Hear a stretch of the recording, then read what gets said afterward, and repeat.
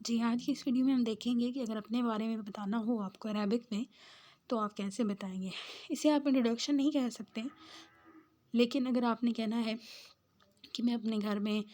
اپنے والدین کے ساتھ اپنے بھائی کے ساتھ رہتی ہوں، اپنے گھر کے بارے میں بتانا ہے، تو اس کو پھر آپ عربک میں کیسے ٹرانسلیٹ کریں گے۔ تو سب سے پہلے آپ بتائیں گے اپنا نام، انا نورہ، یعنی میں نورہ ہوں۔ اسی طرح سے اگر کوئی میل بتانا چاہے تو وہ بھی انا ضمیر کا ہی استعمال کرے گا اور اپنا نام ساتھ میں لگا لے گا۔ عائشو فی بیتنا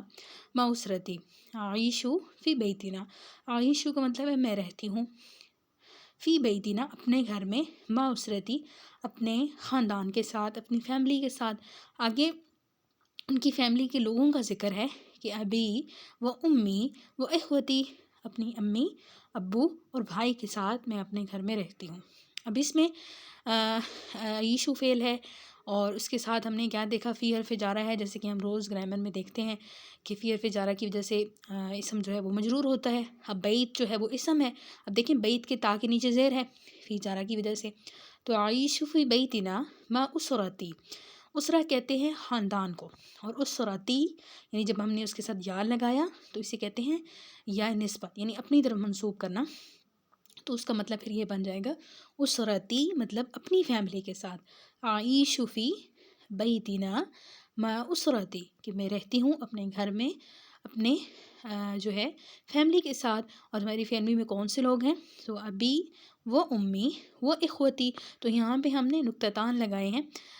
اس کا مطلب یہ ہوتا ہے کہ ابھی بات آگے جاری ہے، اسی چیز کی وضاحت آگے بیان کی جا رہی ہے کہ میرے خاندان میں کون کون ہیں، تو ابی و امی و اخوتی۔ اس میں مزید بھی آپ اپنا اضافہ کر سکتے ہیں، آپ کی ایک بہن ہے، بھائی ہے، تو اس کو آپ جو ہے یہاں پہ ایڈ کر سکتے ہیں۔ اسی طرح سے نورہ بتاتی ہے کہ بیتی یتکون من،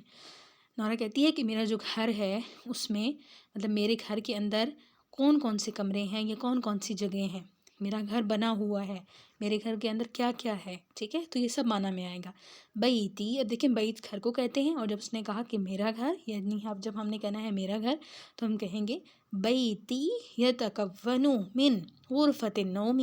غرفۃ النوم بیڈ روم کو کہتے ہیں، سونے کا کمرہ، تو وہ یہ بتائے گی، یعنی بیتی یتکون من غرفۃ النوم۔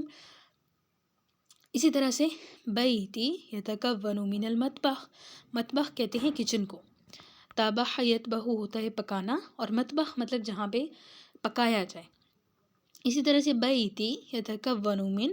حمام، من الحمام، حمام واش روم کو کہتے ہیں، اور اسی طرح سے غرفۃ الطعام مطلب کھانے کا کمرہ، بیتی یتکون من غرفۃ الطعام، غرفہ کہتے ہیں کمرے کو اور طعام کہتے ہیں کھانے کو۔ اسی طرح سے غرفۃ المعیشتی اور غرفۃ الاستقبال،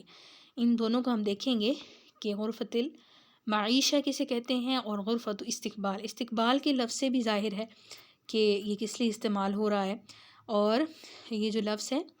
معیشتی، معیشہ کہتے ہیں لیونگ روم کو، ٹھیک ہے، معیشہ کہتے ہیں لیونگ روم کو، اور اسی طرح سے جو غرفۃ الاستقبال ہے، غرفۃ الاستقبال کہتے ہیں ریسیپشن روم، یعنی جسے ہم کہتے ہیں مہمان خانہ بھی کہتے ہیں اردو میں، ٹھیک ہے۔ تو بیتی یتکون من غرفۃ الاستقبال، اب غرفہ کمرے کو کہتے ہیں، اس کو مزید بھی آپ اپنے جملوں میں استعمال کر سکتے ہیں، جیسے کہ آپ کہیں کہ میں کمرے میں بیٹھی ہوئی ہوں، تو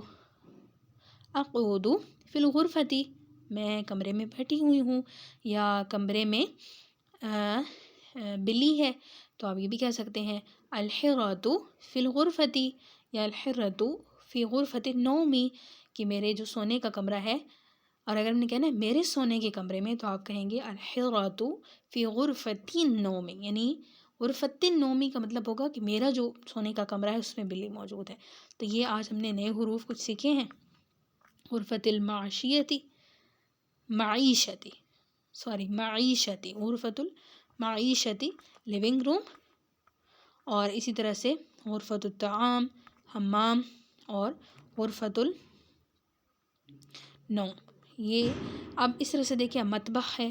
مزید ہم جو ہے مفردات دیکھیں گے مطبخ کے بارے میں کہ مطبخ میں یعنی کچن میں کون کون سی چیزیں ہوتی ہیں. اس طرح سے آپ کسی کو اپنے گھر کے بارے میں بتا سکتے ہیں کہ میں اپنے گھر میں رہتی ہوں. اب اس میں میل فیمیل کا کوئی فرق نہیں ہے، کیونکہ اس میں جو صیغے استعمال ہوئے ہیں وہ جو ہیں وہ واحد متکلم کے ہیں. یعنی انا ضمیر تو مذکر کے لیے بھی استعمال ہوتی ہے اور مونث کے لیے بھی استعمال ہو سکتی ہے. اور اسی طرح سے عائشو فعل بھی آپ استعمال کر سکتے ہیں. تو اس میں آپ نے کسی قسم کی کوئی تبدیلی نہیں کرنی ہے. تو یہ بیسک جملے ہیں جو ہم نارملی اپنے گھر میں استعمال کرتے ہیں کہ لیونگ روم کو کیا کہیں گے، کچن کو کیا کہیں گے، باتھ روم کو کیا کہیں گے. تو اس طرح سے جو ہے مزید بھی آپ ان حروف کو استعمال کر کے مزید عربی کے جملے بھی بنا سکتے ہیں.